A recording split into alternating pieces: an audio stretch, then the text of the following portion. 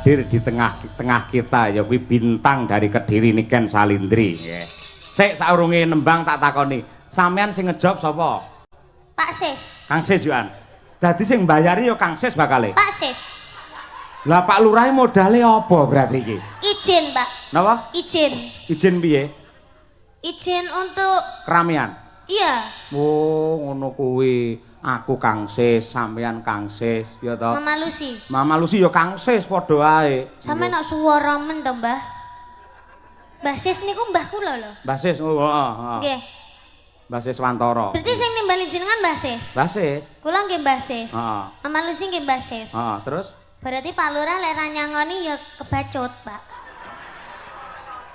mbok menawa diwakili karo Pak Wakil Bupati ki mau nyangoni Ya ki mau? beda, Pak. Oh, beda. Iya, beda. Pak Lurah ndi to mau? Ngelem aku wayu tapi ra disangoni. Lho, ngene jer Basuki mawa beya, sampeyan lek nembang apik, njogete becik, wis to aja kuwatir. Oh. Mengko mesti diwakili karo Iya, Pak. Yu Nyamini, kuwi bojone Kang Sis Yohan, sing bakale paring tali asih marang panjenengan. Oh, nggih karo lek Mama niku Lucy. lek niku Nggih. pasti nggih. Bener. Niku Mbah Sis sing lenggahe teng sebelahe Bu Lurah. Niku Mbah Huti Sis. Oh iya. Nggih. Nggih. Ya gandeng sing mirsani wis ngenteni sampean kabeh. Ya salam-salam kagem sedaya para lenggah nduk niken Iki salindri. acarane napa, Pak? Hah? Sunatan. Sunatane sinten? Sunatane Pak Lurah. Ya putrane mau genal jelentrehke Muhammad Wisanggeni. Lho. Tapi kok sing nimbali Mbah Sis? Lho, mergane Mbah Sis kuwi wis ndaku putra Pak Lurah Wengkal dadi putrane. Dadi sing dihitanke iki padha karo putune Mbah Sis. Ngoten. Heeh. Terus sing dihitanke iki ponakane Pak Wakil Bupati, ngono kuwi. Pokoke piye carane kabeh iso dadi dulur ngono lho, Nduk. Oh iya. Ya didoakan semoga buat Mas Wisanggeni. Wisanggeni semoga menjadi anak yang soleh, berbakti kepada kedua orang tua, Amin. sehat selalu panjang umurnya, Amin. tercapai cita-citanya, dan kagem Pak Lurah kalian Bu Lurah matur sembah nuwun sanget. Mugi-mugi sehat selalu panjang umurnya, kathah rezekine, awet lek ngomong anak putune kalih Mbah Sis kalian Uti. Terima kasih banyak. Sudah Pak. Sampun nggih. Lho penontonnya urung didongakne penontonnya. Ya, terima kasih buat para penonton yang sudah hadir di sini maupun yang lihat di live streaming karena sudah menonton Niken beserta Pak Cahyo Kuntadi Sarombonge. Mugi-mugi tansah pinaringan sehat selalu panjang umur rezeki ingkang Kusik. Pak Cahyo Kuntadi sak rombongan, kok sak rombonge ya bakul soto napa piye? sama aja. Oh beda. Sak rombonge tegese nggawa rombong rene, lek sak rombongan tegese kancane akeh. Ngono lho, Nduk. Ya, sak rombongan Nah. mugi-mugi jenengan sedaya tansah pinaringan rezeki ingkang kathah barokah Allahumma. Amin. Mugi-mugi tansah pinaringan seger kuarasan panjang umur Allahumma. Mugi-mugi sageta munggah kaji Allahumma. Amin. Mugi-mugi sageta nanggap Niken Salindri. Amin. Ah ya wis laris kaya ngono sik kurang tanggapan sampean nggih ora nggih. Lek kanggone piyayi ulang tahun ki lek mengucapkan piye, Nduk? Ulang tahun. Kalau ulang tahun ya happy birthday, semoga panjang umur sehat selalu, semoga panjang umur sehat selalu. Nggih, selamat ulang tahun ya. Iya. Nah, selamat ulang tahun. Kanggone wong nikah selamate piye ucapane? Sakinah mawaddah warahmah. Wah iya, selamat menempuh hidup Itu baru. baru. Lek kanggo cah sing disunat nih, selamate piye? Selamat menikmati. Hah? Terus? Selamat menikmati. Itu kalau dikitan itu bentuknya gimana, Pak? Wah. Itunya kok bisa dikitan itu gimana? istilah dihitan ki diislamke ya. Nuwun sewu, nggen alat vital. Nuwun sewu kuwi kudu ngerti mergo iki agama, Nduk. Nggen pepucuke alat vital kae, kuwi iki janjane reget itu adalah najis. Ketika tidak dihitan, tidak dipotong, itu akan menjadikan sumber penyakit dan kalau beribadah kanggone wong Islam, salat ora bisa sah mergo enek najise.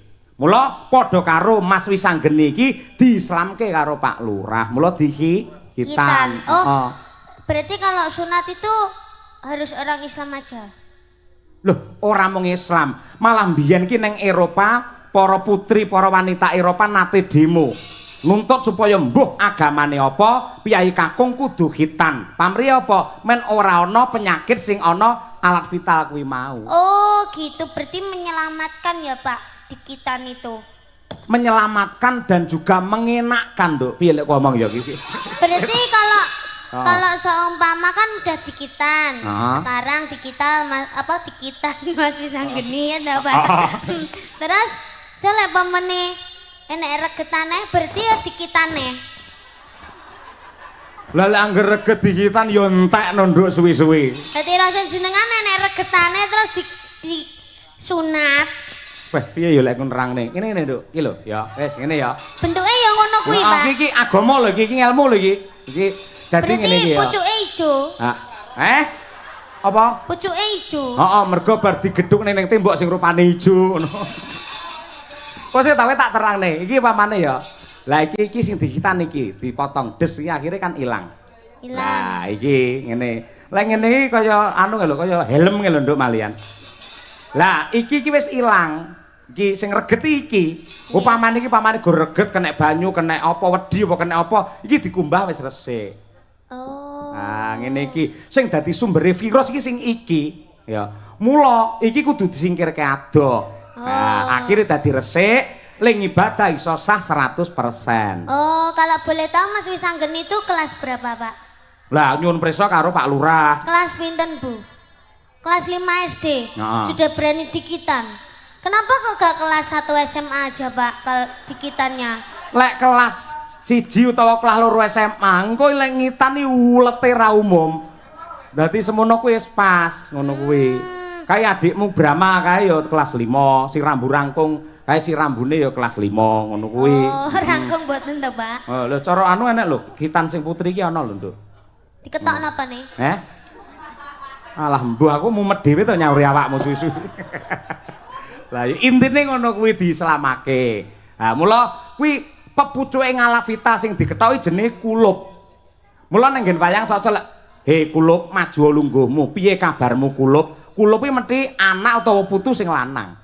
Nah, ngono kuwi. Kulup kuwi pepucuke ngalap vital kuwi mau. Oh. Lek wedok ora kulup, kulupan. Ayo ngono kuwi. Paham? Kulupan. Iya. Paham. Ayo. Wis ta susu lak ngerti dhewe sok nduk kuwi. Wis ngerti-ngerti bakale. Iya, ngono kuwi. Wong kabeh ya nglakoni, kabeh ya bakale ngayahi bangsa kaya ngono kuwi. Lah saiki minangka tandha tresna, ayo. Aku tak nyuwun iki kadang-kadangmu dulur-dulur fan beratmu mau wis meling ya kuwi saka Sanidi ya Nduk ya. Nggih. Nah, Sanidi diwakili karo Mbak Tutut kuwi ngersakake pangkur Semarangan Niken Salindri. Ya kaya ngono kuwi. Piye siap?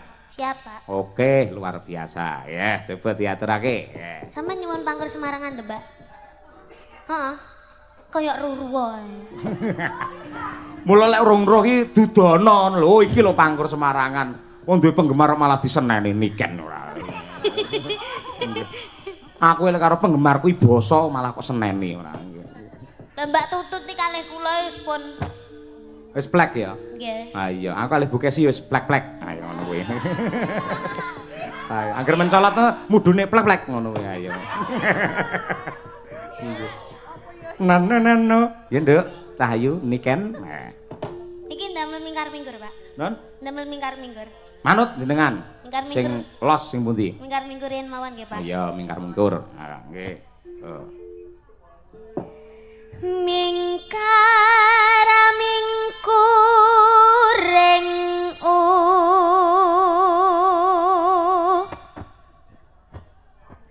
kara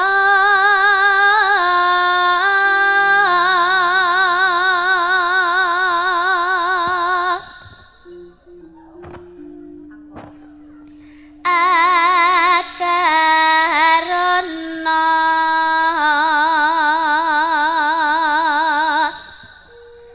karenan marati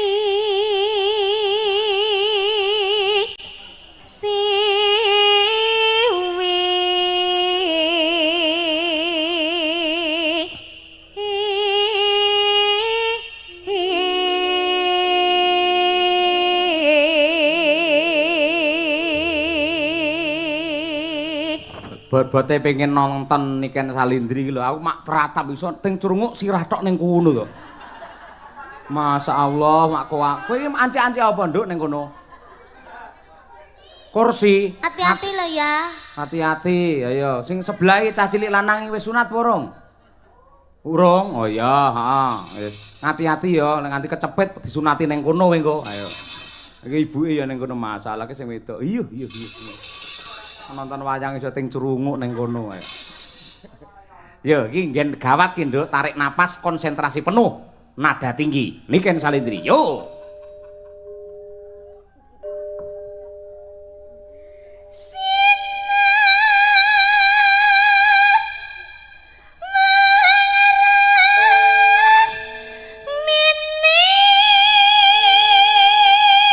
Alon-alon, Nduk.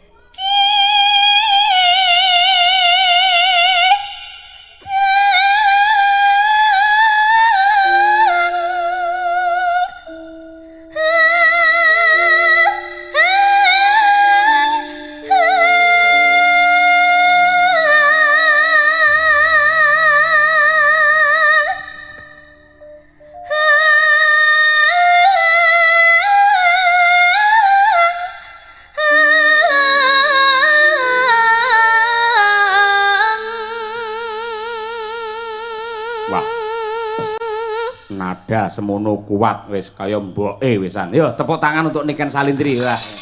Mura ya kondang larang ya semono ya kuat lho bocah ora. Eloke nganti kaya ngono. Ha iya. Wis sok lek sampean bayen sok lek duwe putra nduk ora bakal kuwatir. Rasane ya ngono kuwi. Upamane arep nglairke anggere sampean wis pangkur semarangan, engko lair dhewe wisan. Ayo. Heeh. Terus Dek. Sinopa sinu karata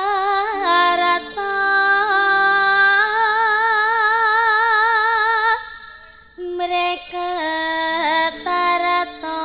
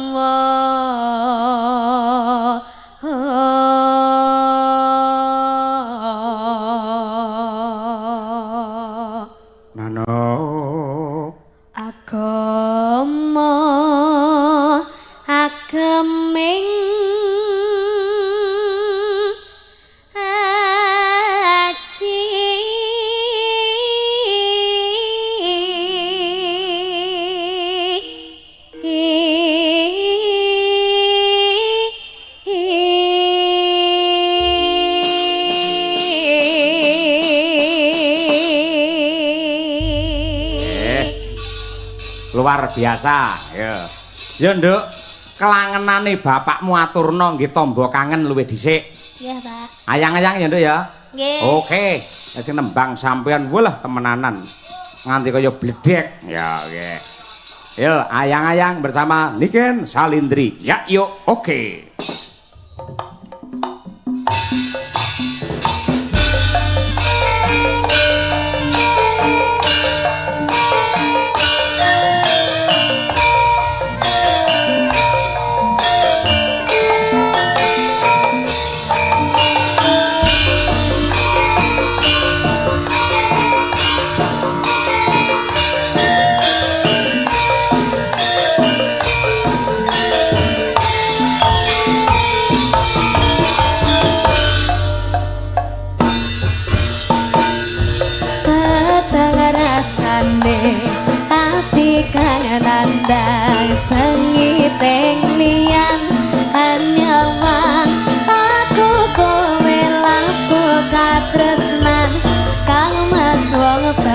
bos tak jaluk ojo seleh katresnan pancene tresno kuwi akeh tak coba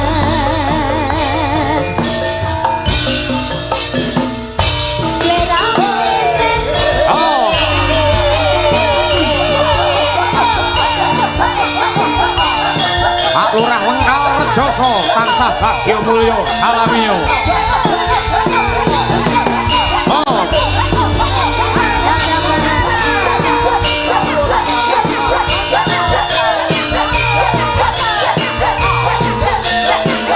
Oh.